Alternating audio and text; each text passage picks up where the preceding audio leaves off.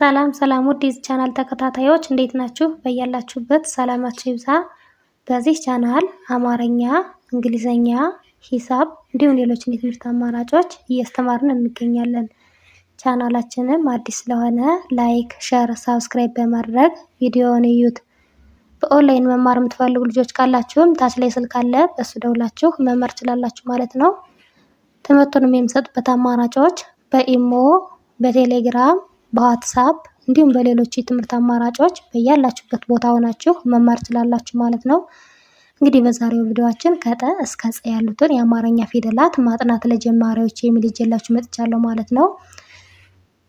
እንግዲህ ይህንን ቪዲዮ እስከ መጨረሻው ድረስ በደንብ አድርጌ አሳያችኋለሁ። ተከታተሉኝ። እንግዲህ እናንተ ይህንን ቪዲዮ እስክርቢቶና ደብተር በመጠቀም ከቻላችሁ እየጻፋችሁ ካልቻላችሁ ደግሞ ቪዲዮውን እየመላለሳችሁ በማየት እስከ መጨረሻው ድረስ በደንብ ትለወጣላችሁ ማለት ነው። እንግዲህ ይህን ቪዲዮ በደንብ ካያችሁት እናንተ ማንበብ መቻል ካለን በቶሎ ማንበብ ይችላል፣ መጻፍ መቻል ካለን በቶሎ መጻፍ ይችላል ማለት ነው።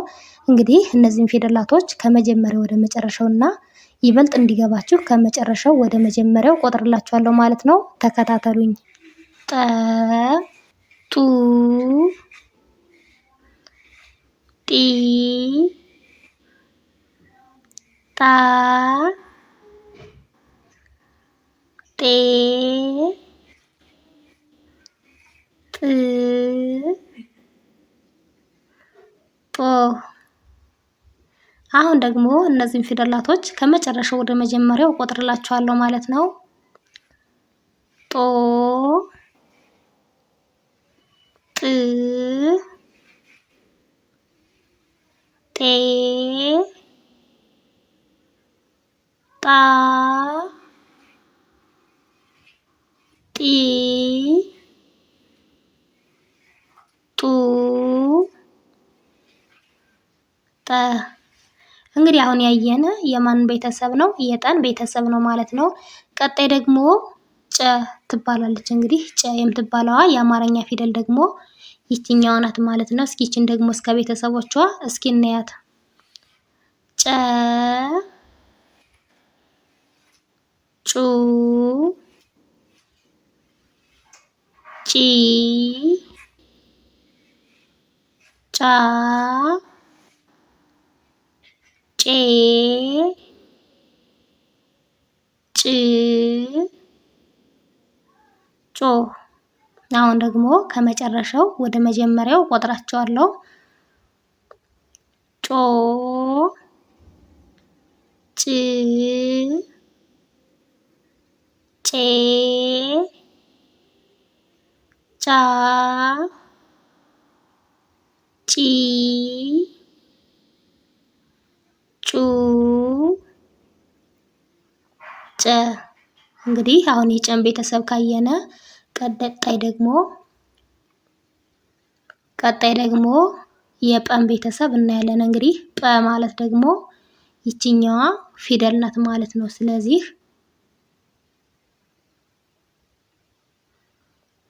ጰ ጱ ጲ ጳ ጴ ጵ ጶ። እንግዲህ አሁን ደግሞ እስኪ ወደ መጀመሪያው እንመለስ። ጶ ጵ ጴ ጳ ጲ ጱ ጰ። እንግዲህ ቀጣይ ደግሞ የፀን ቤተሰብ እናያለን ማለት ነው። ጸ ጹ ጺ ጻ ጼ ጽ ጾ። አሁን ደግሞ ከመጨረሻ ወደ መጀመሪያው እቆጥራቸዋለሁ። ጾ ጽ ጼ ጻ ጺ ጹ ጸ። ቀጣይ ደግሞ የፈን ቤተሰብ እናያለን ማለት ነው። ፈ ፉ ፊ ፋ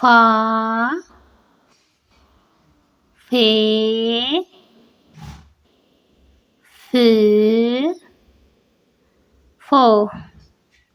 አሁን ደግሞ እስኪ ከመጨረሻው ወደ መጀመሪያው ልቁጠራቸው።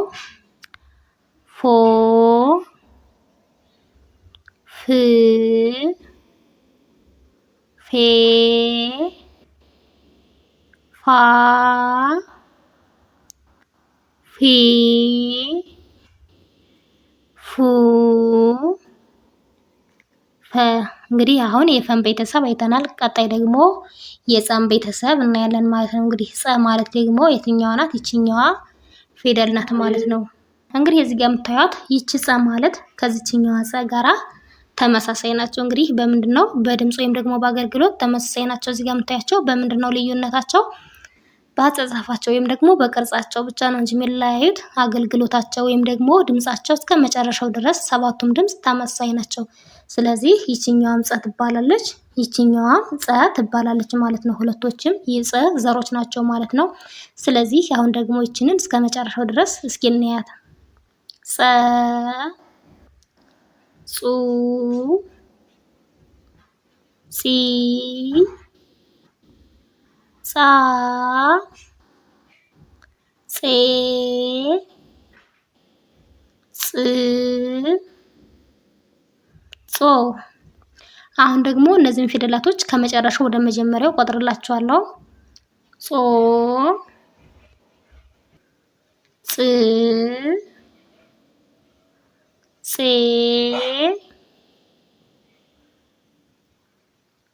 ጻ ጺ ጹ ጸ። እንግዲህ እነዚህ ደግሞ የማን ቤተሰቦች ናቸው? የጸ ቤተሰቦች ናቸው ማለት ነው። እንግዲህ እንዳጠቃላይ በዛሬው ቪዲዮአችን እነዚህን ከጠ እስከ ጸ ያሉትን ፊደላቶች በደንብ አድርገን አይተናል ማለት ነው። እንግዲህ እነዚህን ፊደላቶች በመጠቀም የተለያዩ ቃላቶችንና አረፍተ ነገሮችን መስራት እንችላለን ማለት ነው። ስለዚህ በዛሬው ቪዲዮአችን እነዚህን ካየነ በቀጣይ ቪዲዮ እስከምንገናኝ ድረስ በያላችሁበት ሰላም ቆዩልኝ።